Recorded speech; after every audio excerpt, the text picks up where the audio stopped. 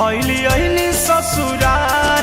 बड़ी मोहला गता वही जा तड़पत होई है यार तड़पत होई है तड़पत होई है यार। नया साल में शादी भइली अइनी ससुरार बड़ी मोहला गता वही जा तड़पत होई है यार तड़पत होई है यार। सब कुछ देनी पर साल में हर नियत सब कुछ देनी हर साल में हर नियत असो कैसे मनई है ये ननदो लभर हमर हैप्पी न्यू ईयर असो कैसे मनई है ये ननदो जानू हमर हैप्पी न्यू ईयर। जाए तो का करबू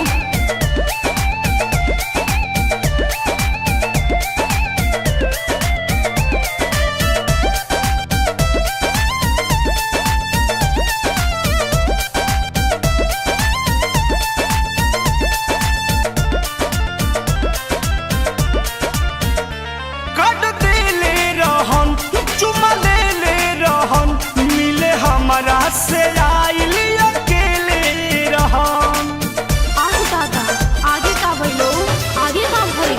कट देले रहन चुमा लेले रहन मिले हमारा से आइल अकेले रहम कहो हेतवा में लागो रहे सरसों पियर पियर हेतवा में लागो रहे सरसों पियर पियर असो कैसे मनई है ये ननदो लभर हमर हैप्पी न्यू ईयर असो कैसे मनई है ये ननदो जानू हमर हैप्पी न्यू ईयर।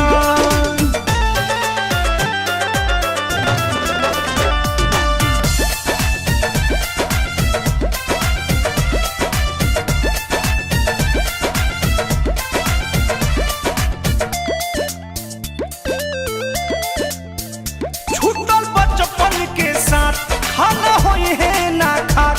तनी अपना मोबाइल से करा दो ना बात ना ना भैया मारे लगी हन छूटल बचपन के साथ खाना होई है ना खात तनी अपना मोबाइल से करा दो ना बात ना दादा अरुण बिहारी गम में पियत होई है बिया परमोध प्रेमी गम में पियत होई है बिया असो कैसे मनई है ये ननदो लभर हमर हैप्पी न्यू ईयर असो कैसे मनई है ये ननदो